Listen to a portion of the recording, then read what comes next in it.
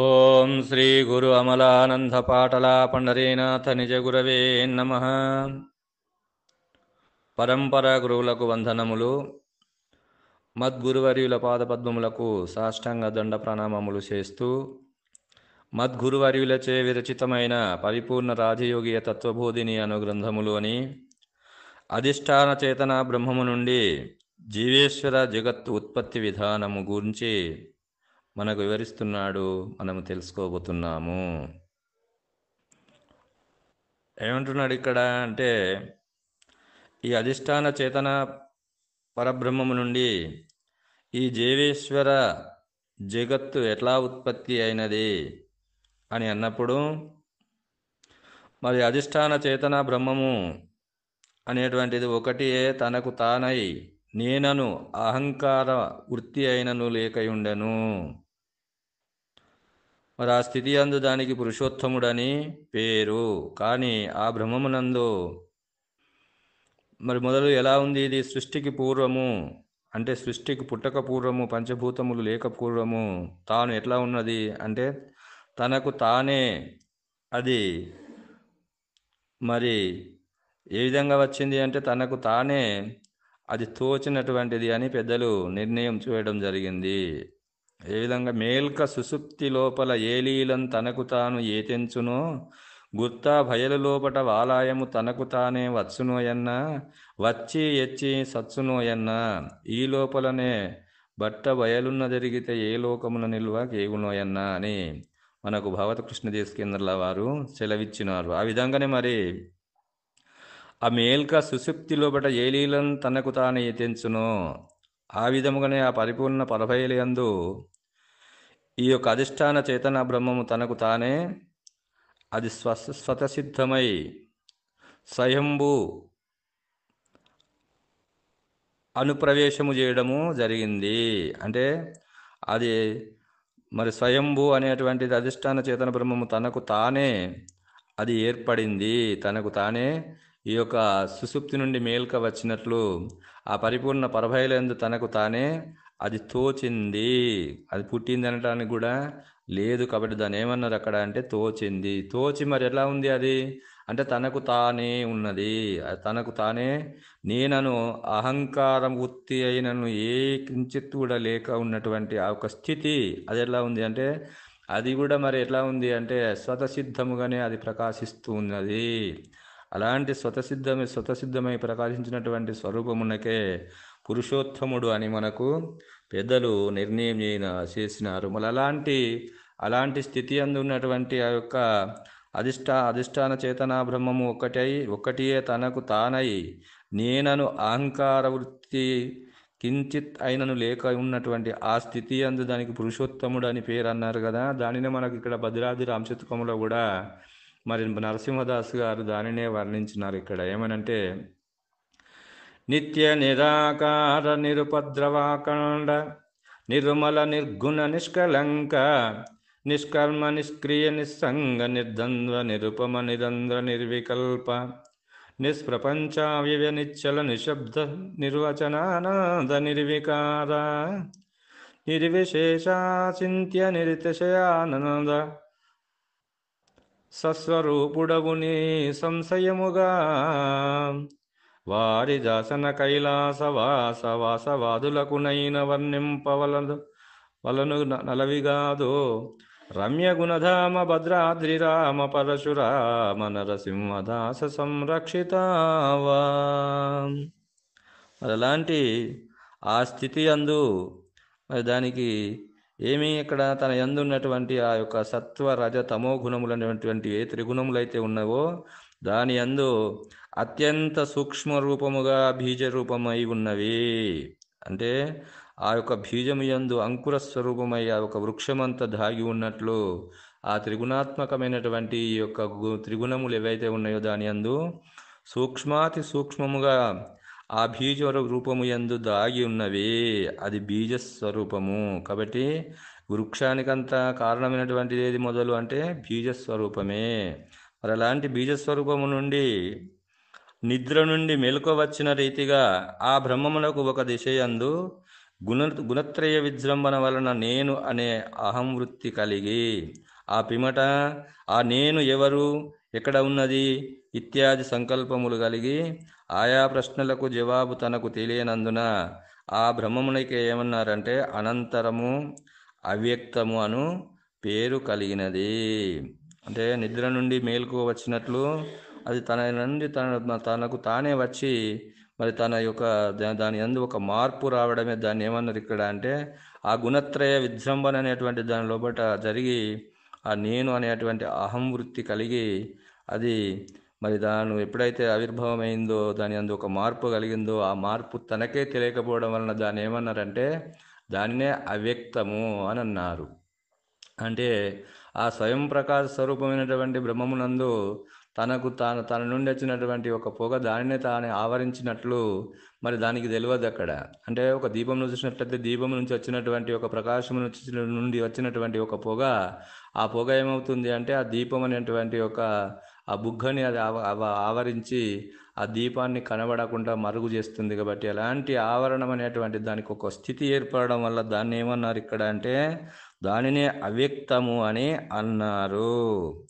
మరి దాన్నే ఆ త్రిగుణములు కొంచెము వ్యాపకము చెంది అనగా స్ఫురణ వికసించి ఉండినందున ఈ అవ్యక్తమునకే త్రిగుణ గర్భిణి అనియు మూల ప్రకృతి అనియు ప్రధానమనియు పేర్లు కలిగినవి. మరి ఆ యొక్క అనంతరము అవ్యక్తము దాని నుండి విజృంభించినటువంటివి ఆ త్రిగుణములు కొద్దిగా వ్యాపకం చెందడం వల్ల అదేంటి ఏంటంటే అది మహాతత్వముగా అది పరిణామం చెందినది. మరి దాని నుండి కొద్దిగా వ్యాపకం చెందినటువంటిది దాని యొక్క స్ఫురణ ఎప్పుడైతే వికసించి ఉన్నదో దానికే అప్పుడు నేననేటువంటి అభిమానము కలిగింది. అదే మహదాంకారము అని అన్నారు ఇక్కడ. ఆ మహాతత్వం ఎప్పుడైతే దాని లోపల విజృంభణ కలిగిందో దాని లోపల ఒక అభిమానం అనేటువంటిది కలిగింది. అదే మహదాంకారము. ఆ మహదాంకారం అనేటువంటిదే ఆ నేనంటే తనకే తెలియకపోవడం వలన దాన్ని ఏమన్నారు ఇక్కడ అంటే దానికి ఏమి అభిమానం కలిగింది అంటే జీవ ఈశ్వర జగత్తు అనేటువంటి అభిమానము దానికి కలిగింది. అంటే జీవ ఈశ్వర జగత్తు కావాలని అన్నట్టు ఏకం అనేకం భవతి ఏకోహం భవిష్యం అనేటువంటి సంకల్పము దేనికి కలిగింది అంటే దానికే కలగడం వలన దాన్ని ఏమన్నారంటే అది మహదాంకారము అన్నారు. కాబట్టి అలాంటి ఆ అవ్యక్తమునకే త్రిగుణ గర్భిణి అనియు మూల ప్రకృతి అనియు ప్రధానము అనియు పేర్లు వచ్చెను.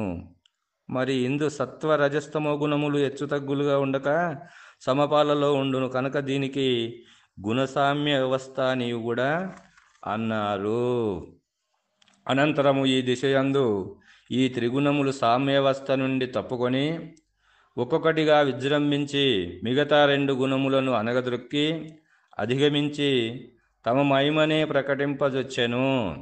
మరి ఆ విధముగా సత్వగుణము విజృంభించి రజస్తమో గుణములను అనగదొక్కినప్పుడు ఆ మూల ప్రకృతికే శుద్ధమాయ అని అన్నారు. అంటే ఆ శుద్ధమాయ అనేటువంటిది ఈ యొక్క తమో గుణము రజోగుణములను అనగదొక్కి ఆ సత్వగుణం అనేటువంటిది ప్రకాశించడం వలన దానిని ఏమన్నారంటే అదే మూల ప్రకృతి అన్నారు. దానినే శుద్ధమాయ అని అన్నారు. ఆ శుద్ధమాయ వలన మరి సత్వగుణము అది జ్ఞాన ప్రకాశం వలన శుద్ధమాయగా ఉండును. కాబట్టి తమో గుణం వలన అజ్ఞాన లక్షణము గలది, అది విజృంభించగా దానికి మలినమాయ అని పేరు వచ్చినది. అంటే దేనికి ఆ తమో గుణము ఎప్పుడైతే విజృంభించిందో దానికే మలినమాయ అని పేరు వచ్చినది. మరి సత్వగుణము తమో గుణము మిశ్రమమై ఉన్నప్పుడు ఈ రజోగుణం అనేటువంటిది ఏర్పడినది. ఈ రజోగుణ ప్రధానమగు మూల ప్రకృతి అవ్యక్తముగా నుండక మార్పు చెందినది. ఈ త్రిగుణములలోనూ సత్వగుణ ప్రధానమగు మూల ప్రకృతి అవ్యక్తముగా నుండక మార్పు చెందుచుండును. ఈ త్రిగుణములలోనూ సత్వగుణ ప్రధానమగు శుద్ధమాయతో కూడిన చేతన బ్రహ్మమునకు కూటస్థుడనియు అక్షర పురుషుడనియు ఈశ్వరుడనియు పేర్లు కలిగినవి. కాబట్టి ఆ ఈశ్వరుని సత్వగుణాంశంచే దేవతా సృష్టి అంతయు కలిగినది. కాబట్టి మరి ఆ ఈశ్వరుడు అనేటువంటిది శుద్ధమాయ ఏదైతే ఉన్నదో అదే చేతన బ్రహ్మము. ఆ చేతన బ్రహ్మం అనేటువంటి కూటస్థుడు అనేటువంటి వాడే అతడే. కాబట్టి వాడే అక్షర పురుషుడనియు ఈశ్వరుడనియు ఆ శుద్ధమాయకే చెప్పడం జరిగింది. మరి ఆ శుద్ధమాయ నుండి ఏం సృష్టి కలిగింది అంటే దేవతా సృష్టి కలిగింది. అంటే దేవతా సృష్టి అంటే మనం చెప్పుకున్నాము కదా, సదాశివుడు, ఈశ్వరుడు, రుద్రుడు, విష్ణువు, బ్రహ్మ. మరి ఆ విధంగానే మరి అవన్నీ కూడా ఇప్పుడు ఆ బీజ సృష్టి ఏదైతే ఉన్నదో, మరి శక్తి సృష్టి ఏదైతే ఉన్నదో, ఆ యొక్క వర్ణ సృష్టి ఏదైతే ఉన్నదో, ఆ తన్మాత్ర సృష్టి ఎట్లయితే ఉన్నదో అదంతా కూడా ఆ దేవతా సృష్టి శుద్ధమాయ వలననే జరిగినది. కాబట్టి రజోగుణ ప్రధానమగు మిశ్రమాయతో కూడిన ఈశ్వరుని నుండి 84 లక్షల జీవోపాధులు కలిగెను. మరి ఈ విధంగానే తమోగుణ ప్రధానమగు మలినమాయతో కూడిన ఈశ్వరుని నుండి పంచభూతములు ప్రకృతి కలిగినవి, పంచభూతములు అనేటువంటివి. ఇది మలినమాయ వలన తమో గుణము విజృంభించి ఇది మలినమాయ స్వరూపముతో ఆ ఈశ్వరుని యొక్క ఆ మలినమాయ వలన మరి ఈ యొక్క పంచభూతములు అనేటువంటి సృష్టి జరిగింది. కాబట్టి అవి తమో గుణ స్వరూపముగా ఉన్నవి. కాబట్టి మలినమాయ దాని యందు తెలివి అది జడరూపముగా ఉంది కాబట్టి, లేదా అంటే ఉంది కాబట్టి జడరూపమైనటువంటి పంచభూతముల సృష్టి జరిగింది. మరి పంచభూతములు ఈ మిశ్రమమాయ మలినమాయ శుద్ధమాయ రెండు కలిసి మిశ్రమాయ అయినటువంటి ఈశ్వరుని నుండి ఈ యొక్క 84 లక్షల జీవోపాధులు కలిగినవి. ఇది రజోగుణము దానైనటువంటి రజోగుణం అనేటువంటి ఈ యొక్క మిశ్రమమాయ వలన 84 లక్షల జీవోపాధి సృష్టి కలిగింది. ఈ విధముగా ఈ త్రివిధ సృష్టి అనేటువంటిది ఈ 3 రకముల సృష్టి జరిగింది. ఒకటి దేవతా సృష్టి, ఒకటి భూత సృష్టి, ఒకటి జీవ సృష్టి అనేటువంటిది ఈ త్రిగుణాత్మకమైనటువంటి సృష్టి ఈ త్రిగుణ మాయ వలన జరిగింది. కాబట్టి ఈ 3 విధములకు మాయను తన స్వాధీనమందే ఉంచుకొని దానిపై పెత్తనము వహించి పాలించుచుండునందున ఈయనకు ఈశ్వరుడని పేరు కలిగినది. శుద్ధమాయతో కూడిన చేతన బ్రహ్మమునకే ఈశ్వరుడని పేరు. ఈ విధముగా ఆదిలో ఒక చేతన బ్రహ్మమే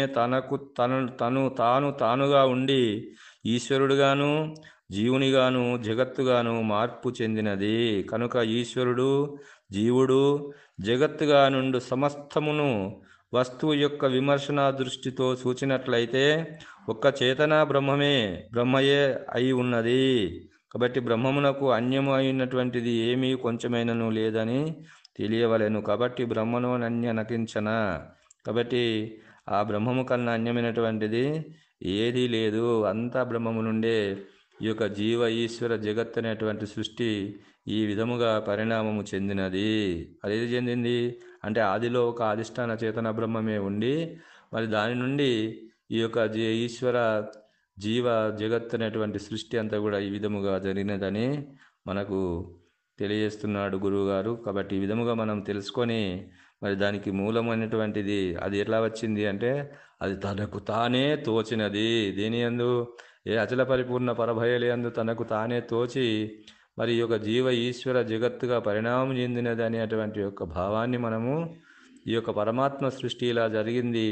కాబట్టి మరి ఆ పరమాత్మ అనేటువంటిది కేవల పరమాత్మ అనేటువంటిది ఆ నిజ దైవం అనేటువంటి దాని యందు సృష్టి జరగలేదు. దేని యందు సృష్టి జరిగింది కాబట్టి చేతన బ్రహ్మం అనేటువంటి అధిష్టాన చేతన బ్రహ్మము అన్నిటిని అధిష్ఠించి అదే ఉన్నది. కాబట్టి ఆ బ్రహ్మమే మరి ఆ బ్రహ్మమే అది ఉపాధిగతమైనటువంటిది. అది ఉపాధిగతమై అది సర్వ జీవోపాధుల యందు సకల దేశముల యందు సకల కాలముల యందు ఉన్నదని చెప్పినారు కదా.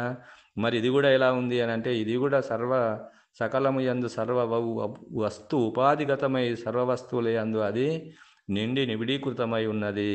మరి అచల పరిపూర్ణం పరభయలు అది దానికి దీనికి సంబంధము లేదు. కాబట్టి అది అచల పరిపూర్ణ పరభయలు యందు జీవేశ్వర జగత్ అనేటువంటి సృష్టి లేనే లేదని దీనివలన మనం తెలుసుకోవాలని తెలియజేస్తున్నాడు గురువుగారు. ఇంతటితో ఈ భావాన్ని ముగిస్తున్నాను. జై బలో సద్గురు ప్రభు మహారాజుకు జై.